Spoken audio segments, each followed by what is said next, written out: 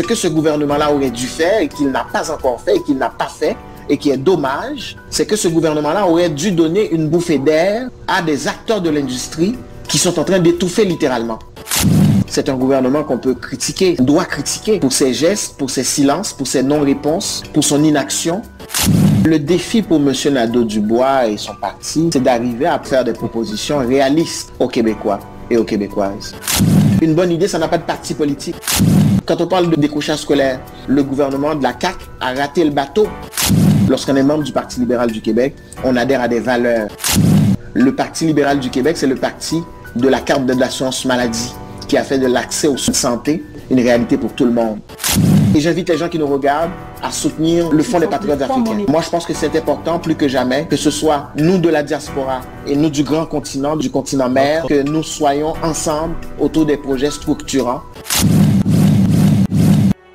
Bienvenue dans votre chaîne d'éducation, de sensibilisation, de conscientisation, de valorisation du travail par le travail. C'est toujours un plaisir pour nous de vous avoir parmi nous. Nous allons encore vous présenter une figure qui fait son nom par son humilité, mais aussi et surtout par sa brillance politique et sa brillance humaine. Avant cela, laissez-moi vous remercier du plus profond de mon cœur parce que vous avez toujours soutenu la chaîne MIF Groupe Le Rocher et je remercie l'équipe technique, particulièrement la réalisation de Henri Ndjecha dans la production de Groupe Le Rocher. Je vous parle également du Fonds des Patriotes africains que nous avons lancé. Vous avez été nombreux à y adhérer. Tous ceux qui continuent à hésiter, je vous encourage à le faire. Je vous encourage également à continuer à soutenir la marque MIV, la marque aux 3 lettres MIV, la marque noble. C'est grâce au soutien à la marque MIV que notre chaîne réussit à se maintenir. Nous ne voulons pas demander des dons simplement pour demander, mais lorsque vous achetez un produit, un vêtement de la marque MIV, vous soutenez cette œuvre de conscientisation, de sensibilisation et d'éveil des consciences que nous faisons. Aujourd'hui, nous avons un réel plaisir de recevoir M. France Benjamin. C'est un poète, un homme politique québécois d'origine haïtienne, mais purement québécois, comme le disent les Québécois eux-mêmes, élu député de Viau à l'Assemblée nationale du Québec, sous la bannière du Parti libéral du Québec lors des élections générales du 1er octobre 2018. Il est diplômé de l'Université du Québec à Montréal. Ça, c'est parmi les derniers diplômes, parce qu'il en a tout un tas. Mais grâce à son humilité, nous nous épargnons de tous ces détails parce que le message le plus important qu'il a à nous présenter, c'est ça que nous allons faire avec lui au long de cet échange à bâton rompu. Bonjour Miv, c'est un plaisir d'être là encore. Voilà, merci. Bienvenue encore une fois. C'est toujours pour nous un grand honneur de pouvoir vous recevoir, sachant que vous avez de multiples occupations, mais vous acceptez de nous accorder un peu de votre temps pour nourrir toute cette masse, cette jeunesse qui attend toujours de recevoir de vous des informations importantes et des messages importants. Donc, merci d'être là parmi nous. C'est un plaisir de répondre à ces invitations et puis merci pour l'intérêt que vous avez aussi à informer aussi la collectivité par rapport à tout ce qui se passe au Québec et les enjeux qui sont de toutes sortes, économiques, politiques, culturels, sociaux, etc. Merci. Le nouveau visage du Parti libéral du Québec avec à la tête Madame Dominique Anglade. Comment est-ce que cette nouvelle a été reçue d'abord au sein de votre parti? Comment est-ce que les gens ont réagi à l'interne? Alors c'est sûr qu'évidemment, pour les militants du Parti libéral du Québec, Dominique est un membre actif, c'est une députée très active, très présente dans sa circonscription. C'est une militante du Parti libéral du Québec depuis plusieurs années qui s'implique dans différentes commissions, dans différentes activités auprès des membres. Donc sa candidature, évidemment, les gens étaient habitués à l'idée qu'elle pourrait devenir chef du Parti libéral du Québec. Elle a passé la dernière année à aller à la rencontre des militants et des militants du Parti libéral du Québec partout au Québec. Elle a fait toutes les régions du Québec, à aller rencontrer les militants de longue date, les nouveaux militants, à faire des nouveaux militants aussi, à vendre des cartes de membres aussi. Elle a fait ça aussi, à parler à des jeunes, à les écouter surtout, à échanger avec eux, à écouter leurs priorités. Et elle a présenté une plateforme qui, à mon humble avis, était une plateforme très intéressante, non seulement pour le Parti libéral du Québec de 2020, mais aussi pour la suite des choses, pour le Québec aussi. Et je pense que là-dessus, c'est qu'elle était prête, elle était préparée à devenir maintenant chef du Parti libéral du Québec. Nous avons senti aussi que son adversaire a laissé tomber, mais d'une manière très conviviale. C'est quoi les rapports qu'ils ont? Vous savez, au lendemain d'une course à la chefferie, il n'y a que des militants libéraux. Il n'y a pas des pro-Anglade, pro-Cusson. Il n'y a que des libéraux. Il n'y a que des membres du Parti libéral du Québec, unis derrière une chef, pour travailler pour l'ensemble du Québec, pour travailler pour revitaliser le Parti libéral du Québec, faire avancer le Parti libéral du Québec et éventuellement, espérons-le, et pouvoir revenir au pouvoir lors des prochaines élections au Québec. Donc on comprend bien là que c'est un politicien qui répond à une question politique. Oh, oui, tu peux le prendre de cette façon-là, mais c'est ce que j'ai constaté, c'est ce que j'ai vu. Parce que même par exemple au sein de notre caucus, c'est-à-dire il y avait des élus qui ont appuyé publiquement Dominique, et il y a des élus aussi qui ont appuyé publiquement Alexandre Cusson, mais aujourd'hui nous sommes tous libéraux, donc nous sommes membres du Parti libéral du Québec, unis. Nous travaillons ensemble et puis la course est derrière nous. Maintenant, ce que nous avons devant nous, on a un échéancier devant nous qui est 2022, les prochaines élections. On a un parti à revitaliser. On a un parti avec lequel il faut travailler pour amener d'excellentes propositions à l'ensemble des Québécoises et des Québécois. C'est sur ça que nous travaillons actuellement. Et puis d'ailleurs, nous l'avons vu lors des campagnes, il avait quand même retracé certains individus qui essayaient un peu de diviser les deux candidats.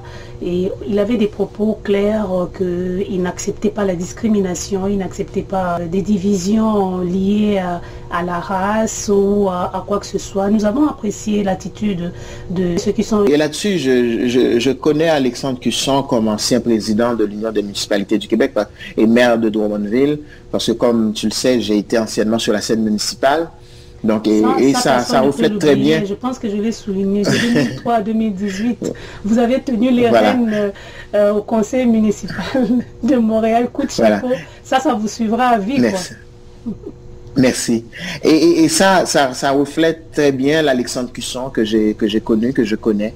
Et ça reflète effectivement cette déclaration-là. C'est l'homme que je connais. Et c'est ça aussi être un libéral. Lorsqu'on est membre du Parti libéral du Québec, on adhère à des valeurs qui sont des valeurs cardinales pour le Parti libéral du Québec. Les valeurs d'égalité, des valeurs d'inclusion, de justice, de prospérité pour l'ensemble du Québec. Mais on ne croit pas dans la prospérité rien que pour la prospérité, on croit beaucoup aussi à la redistribution de la richesse. On ne le dit pas assez souvent. Le Parti libéral du Québec, c'est le parti qui a fait l'accès à l'instruction pour tout le monde, une réalité. Donc, le Parti libéral du Québec, c'est le parti de la carte d'assurance maladie qui a fait de l'accès aux soins de santé une réalité pour tout le monde. Alors c'est ça le Parti libéral du Québec. Dernièrement, vous avez Nous été sommes capables par Nadeau Dubois au sujet de la carte d'assurance maladie. Selon lui, on est rendu quand même au bout de ce que vous pouvez offrir et qu'il y avait énormément de limites telles qu'il présentait dans son allocution à l'Assemblée nationale, si je ne m'en abuse. Pensez-vous qu'il se trompe ou bien il y a encore des choses qui doivent être améliorées à ce sujet? Le défi pour M. Nadeau Dubois et son parti, c'est d'arriver à faire des propositions réalistes aux Québécois et aux Québécoises. Donc, faire des propositions qui tiennent compte des capacités de payer des Québécoises et des Québécois. Vous savez, plusieurs des personnes qui nous regardent, qui nous écoutent actuellement, ce sont probablement des pères ou des mères de famille. Vous savez ce que c'est que gérer un budget. Lorsque vous avez un budget à gérer, et donc prioriser, c'est renoncer. C'est-à-dire vous avez des choix à faire. Il faut payer le loyer, il faut payer la nourriture, il faut payer l'électricité. Mais cela n'empêche pas qu'on innove, décide... M. France Benjamin. Exactement, bien sûr. Je pense que ce qu'il propose, bien sûr. Au niveau de l'innovation, même si on a ces charges, pensez-vous qu'il y a des choses qui peuvent quand même être améliorées malgré le fait qu'on a des dépenses à faire, mais c'est toujours le quand même contribuable en bout de ligne qui sort de sa poche pour soutenir le public. Le Parti libéral du Québec, c'est le parti de la prospérité économique du Québec. C'est aussi le parti de la responsabilité aussi, de la responsabilité financière. Quand vient le temps de dépenser, de ne pas dépenser comme des fous. C'est le parti de l'innovation aussi. Et à maintes reprises, nous avons innové. Nous avons innové en matière d'éducation. Rappelons-nous par exemple au cours du dernier mandat du Parti libéral du Québec, on ne le dit pas assez, mais celle qui est notre chef actuellement, Dominique Anglade, la première stratégie numérique du gouvernement du Québec, c'est elle qui l'a amenée. C'est Dominique Anglade qui l'a amené, la stratégie numérique. Beaucoup de gens, on ne le dit pas assez. Alors, nous, en matière d'innovation, on n'a pas de leçon à recevoir de Québec solidaire. Loin de là, nous sommes le parti de l'innovation. En tout cas, vous êtes porte-parole du Parti libéral à l'Assemblée nationale en matière de jeunesse et de tourisme. Quels sont vos défis avec Anglade à sa tête? Quand on regarde, maintenant notre chef, elle vient d'arriver. Et elle est en train, évidemment, de prendre connaissance, de faire un état des lieux. Parce que vous savez, être chef d'un parti, c'est beaucoup de responsabilités. C'est-à-dire, il y a une aile parlementaire avec des députés avec lesquels il faut travailler, donc le caucus. Il y a aussi le parti avec ses différentes instances, donc avec lesquelles il faut travailler aussi. Et ça, c'est sans compter aussi ses obligations de représentation pour le parti. Donc, et aussi, n'oublions pas, elle est avant tout aussi députée de Saint-Henri-Sainte-Anne. Elle doit assumer ses fonctions de députée aussi. Donc je crois que pour le moment, absolument comme députée, donc elle fait son travail aussi. Donc il y a tout ça à faire, donc c'est ce qu'elle est en train de faire. Mais moi je crois qu'actuellement, nous sommes en train de traverser une crise majeure, cette pandémie, le coronavirus, qui amène des enjeux énormes pour les jeunes du Québec. Et on l'a vu actuellement, quand on parle de ces enjeux-là, c'est des enjeux, par exemple, au niveau éducatif. On ne veut pas se ramasser avec une génération COVID-19, c'est-à-dire avec un taux de décrochage exorbitant. Et c'est pour cette raison que, par exemple, notre collègue Mara Risky, qui est la députée de Saint-Laurent, elle a fait plusieurs interventions rappelant la nécessité, l'importance au gouvernement de ne pas laisser tomber, notamment les jeunes défavorisés. Donc, par exemple, sur le plan numérique, nous, ça fait des semaines qu'on dit au gouvernement, il faut qu'il y ait un plan pendant le confinement qui permettrait justement que l'ensemble des jeunes du Québec, particulièrement celles et ceux qui sont dans les milieux défavorisés, puissent avoir accès à des tablettes, puissent avoir accès à Internet, pour avoir accès à du contenu pédagogique. On sait en même temps que vous avez quand même renfloué les caisses de l'État, même si M. Philippe Couillard n'a pas pu percer aux dernières élections. Et aujourd'hui, si le parti caquiste essaye de respirer, c'est entre autres parce qu'il y avait quand même des caisses renflouées. Mais pensez-vous que ce parti réussit aujourd'hui à gérer cette crise de déconfinement comme il se doit, ou bien il est essoufflé? Je vais vous dire quelque chose, c'est-à-dire bien avant le confinement, la CAQ n'a pas pris les bonnes décisions. Je me rappelle, une semaine avant le confinement, c'est une semaine avant le 13 mars, il y avait la présentation du budget du gouvernement du Québec par le gouvernement de la CAQ. Et notre critique en matière de finances, Carlos Leitao, dans son intervention, avant même le dépôt du budget, il avait demandé au ministre des Finances de ne pas déposer le budget, d'attendre, puisque rapidement son budget risque d'être un budget périmé. Et il avait dit, écoutez, il y a des modèles qui existent, et il avait proposé des modèles. Malheureusement, dans les circonstances, ce que Carlos Leitao redoutait est arrivé. C'est-à-dire qu'il y a un budget du gouvernement du Québec qui a été présenté, et tout de suite, rapidement, au bout d'une semaine après la présentation du budget, le budget était déjà un budget périmé, parce que justement, c'est un gouvernement entêté qui ne tient pas compte justement de l'expertise. Quand on pense à quelqu'un comme Carlos Leitao, c'est pas un rien là, c'est pas un deux de pique. Carlos Leitao, c'est un des plus grands économistes du monde, et c'est pas moi qui le dis, il a été au sein du gouvernement libéral d'ailleurs, un des architectes. Il est opposant, il est dans l'opposition. Absolument. Vous n'allez pas quand même demander au gouvernement en place de pouvoir prendre en considération les suggestions, mais vous savez, de l'État, même s'il est expert, mais il est dans le camp opposé. Lorsqu'une bonne idée est sur la table, une bonne idée, ça n'a pas de parti politique. Lorsqu'il y a une bonne idée qui est quelque chose de bon pour le Québec, il faut le faire. Si la bonne idée en question, si elle vient du Parti québécois, si elle vient de la CAQ, il faut la faire parce que c'est une bonne chose. Et c'est pour ça que vous êtes en opposition officielle.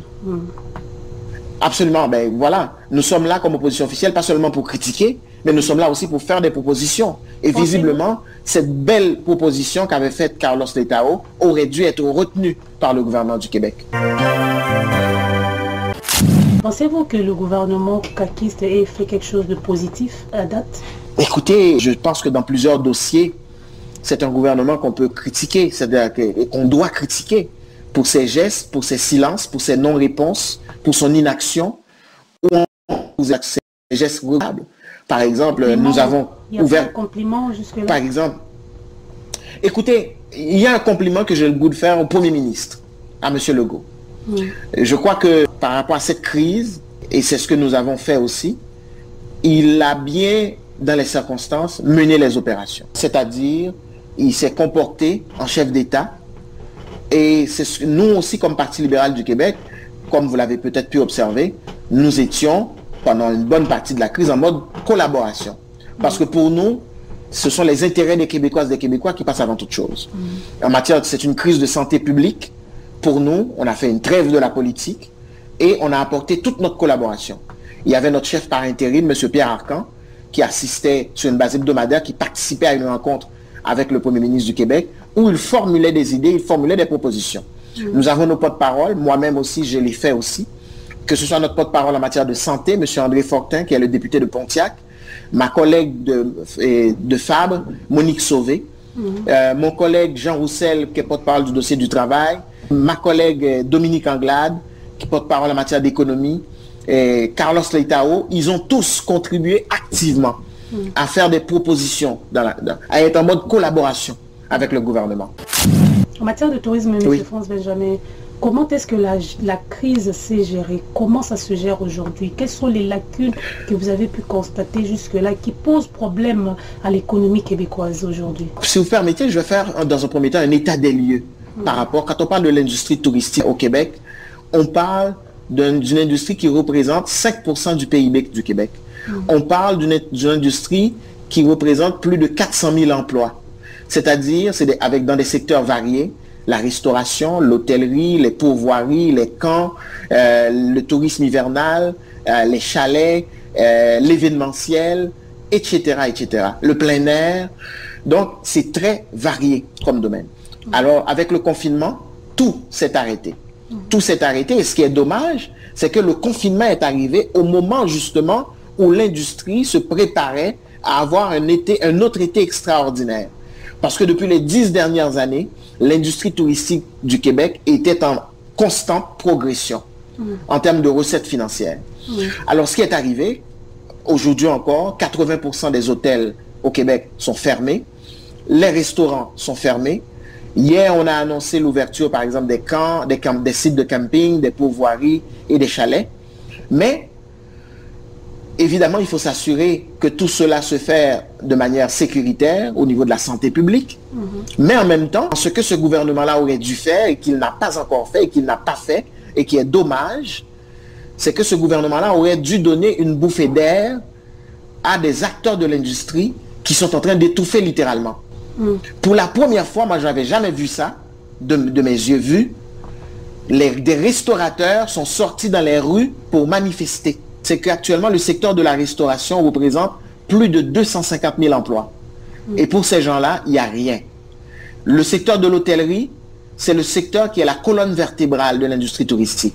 Et pour eux, jusqu'à présent, il n'y a aucune mesure de soutien financier qui pourrait les permettre de passer à travers. Nous avons formulé des propositions au gouvernement, mais jusqu'à présent, c'est resté lettre morte. Hier, j'étais en chambre à l'Assemblée nationale où j'ai questionné la ministre et visiblement, elle n'avait aucune réponse sérieuse, concrète, claire et précise à donner aux acteurs de l'industrie. Elle est complètement perdue ou bien elle est restée fermée? Probablement, la réponse ne peut pas venir d'elle. Je pense qu'il faudra peut-être que je m'adresse à un autre ministre de son gouvernement. Mais visiblement, quand on est ministre du tourisme, l'industrie touristique est de votre ressort. Pensez-vous Tous les acteurs de l'industrie touristique doivent pouvoir vous parler. Mieux? Vous auriez mieux fait? Visiblement, oui. Le Parti libéral du Québec, c'est le parti, je le rappelle, de l'économie. C'est le parti de la prospérité économique du Québec. Et vous l'avez vous-même rappelé tout à l'heure, c'est le parti de la saine gestion des finances publiques.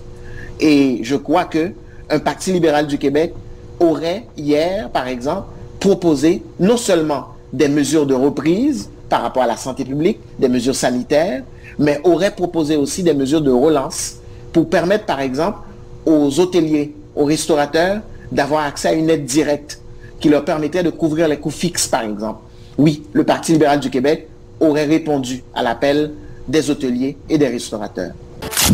Le Parti libéral est quand même existant depuis 153 ans. c'est toute une génération, c'est tout un siècle. Aujourd'hui, à sa tête, une femme et une noire. Pensez-vous que c'est vraiment ce que veulent les Québécois? Parmi eux, il y en a qui disent que ce parti-là est voué à l'échec. C'est comme si c'était une sorte de cadeau empoisonné qu'on donne à Dominique Anglade. Mais écoutez, vous savez, le Québec que je connais, c'est le Québec qui a fait de Ulrich Cherubin le maire d'Amos il y a plusieurs années. Et Ulrich Cherubin qui était un immigrant, un exilé d'origine haïtienne, qui est arrivé dans la ville d'Amos. Le Québec que je connais, c'est le Québec qui a fait de Michel Adrien, maire à plusieurs reprises, à plusieurs mandats de Mont-Laurier. Et le Québec que je connais, c'est le Québec qui a fait de moi un élu scolaire, ensuite un conseiller municipal et aujourd'hui député à l'Assemblée nationale. Et je crois qu'aujourd'hui, ce que le Québec a besoin, c'est d'avoir des personnes, des femmes et des hommes de cœur qui aiment passionnément le Québec et qui se battent pour les Québécoises et les Québécois.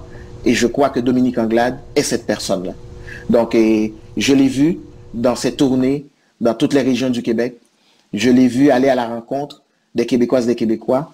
Les Québécois ont besoin de quelqu'un, d'un chef ou d'une chef aujourd'hui, qui les écoute et une fois après les avoir écoutés, qui va mettre en action ce que les Québécoises et les Québécois s'attendent normalement d'un chef d'un parti politique. Pensez-vous que ce n'est pas une sorte de handicap qu'elle traîne, le fait d'être femme et noire? Oh non, bien au contraire. Pour moi qui suis quelqu'un, un fervent partisan de la diversité, j'ai toujours pensé que c'est une richesse. Au contraire, son expérience de femme, j'ai vu notre chef prendre la parole il y a quelques jours à l'Assemblée nationale pour parler de la marche du pain et des roses. C'était éblouissant. Et je ne connais pas d'homme qui aurait pu parler autant qu'elle. Donc, c'est une addition, c'est un plus, au contraire, aujourd'hui. Et le fait qu'elle ait une expérience, c'est une valeur ajoutée. Et le fait qu'elle soit d'origine haïtienne, qu'elle soit d'une... donc, c'est une valeur. Ses parents, elle est née ici, elle est née au Québec. Ses parents sont arrivés ici et ses parents ont beaucoup donné au Québec. Donc aujourd'hui, Dominique Anglade est une fière Québécoise ses manches sont déjà retroussées et qui travaille déjà depuis plusieurs années pour le Québec et qui veut encore davantage pour le Québec. Cette jeunesse qui vous captive tant, que vous défendez Coréam, comment se sent-elle aujourd'hui avec ce nouveau défi, ce nouveau visage du Parti libéral? Est-ce que cette jeunesse peut s'attendre? Ce que j'ai vu, voilà, ce que j'ai pu constater, notamment chez les membres de la commission jeunesse du Parti libéral du Québec, ce sont des jeunes qui sont déjà mobilisés à l'idée de travailler avec la nouvelle chef pour pouvoir faire avancer le Parti libéral du Québec et faire avancer le Québec, évidemment, ultimement. Ce que je constate, par exemple, de manière plus large, dans le contexte de la pandémie, par rapport aux jeunes Québécois, j'ai parlé à quelques organismes de jeunesse au cours des dernières semaines, je parle de leurs enjeux. Il y a beaucoup de préoccupations par rapport à l'éducation. Donc, on ne veut pas se ramasser avec une génération Covid-19. C'est pour cette raison que plusieurs de nos intervenants, que ce soit par exemple, je pense à la députée de Saint-Laurent, Marois Risky, je pense à Jennifer Macaron, je pense aussi à Francine Charbonneau, qui sont nos porte-parole en matière d'éducation. Elles ont fait beaucoup d'interventions, beaucoup de propositions au cours des dernières semaines pour demander au gouvernement de la CAQ de tout faire, de tout mettre en œuvre pour ne pas laisser aucun jeune Québécois de côté. Ça, c'est important. Quand on parle de décrochage scolaire, et là, visiblement, le gouvernement de la CAQ a raté le bateau en évitant de mettre en place des mesures concrètes, des outils intéressants qui pourraient permettre notamment à des jeunes qui sont en milieu défavorisé, à des jeunes qui sont dans les régions du Québec, par exemple, d'avoir accès. Par exemple, nous, on avait fait une proposition dans le contexte du confinement où l'école est fermée et rapidement, notre député de Saint-Laurent, Marois Risky, avait fait une sortie pour proposer au gouvernement de mettre en place une mesure qui permettrait l'accès rapide à des ordinateurs, l'accès à Internet et l'accès au contenu numérique et pédagogique pour les jeunes du Québec qui sont à la maison. Et on avait demandé particulièrement d'avoir une sensibilité pour les jeunes qui sont en milieu défavorisé ou les jeunes qui n'ont pas accès à Internet. Et jusqu'à présent, hier, il y a eu un débat là-dessus à l'Assemblée nationale. Le gouvernement n'a pas fait grand-chose là-dessus. Aujourd'hui encore, il y a encore des jeunes, les jeunes en difficulté par exemple, les jeunes en EHDA, les jeunes autistes, qui ont besoin de soutien particulier. Il n'y a rien pour eux actuellement. Donc, ces jeunes-là se retrouvent doublement handicapés. C'est-à-dire non seulement ils n'ont pas les ressources auxquelles ils ont droit, mais dans un contexte de confinement, c'est encore plus grave. C'est un facteur aggravant. Donc, et au niveau économique aussi, quand on parle de la réalité des jeunes, le taux de chômage actuellement est de 17%. Et il y a quelques mois à peine, le taux de chômage au Québec était autour de 4 à 5%. On était dans une situation de plein emploi. Et vous savez, quand il y a ces genres de crise économique, les premières victimes, ce sont des fois, souvent, les jeunes, les immigrants. Ce sont ces personnes-là. Donc, alors, il y a là-dessus, il y a un enjeu aussi à travailler sur lequel nous travaillons actuellement. Merci, M. France Benjamin. Pour chuter, une dernière question. Je sais que ça ne relève vraiment pas de votre ressort, mais je vous la pose quand même. Il y a eu un projet de loi préconisé par l'un des vôtres en matière de santé, services sociaux, CHSLD. De quoi s'agit-il et où est-ce que nous en sommes? Alors, vous faites peut-être allusion au projet de loi qui a été présenté cette semaine par mon collègue, le député de Pontiac, M. André Fortin.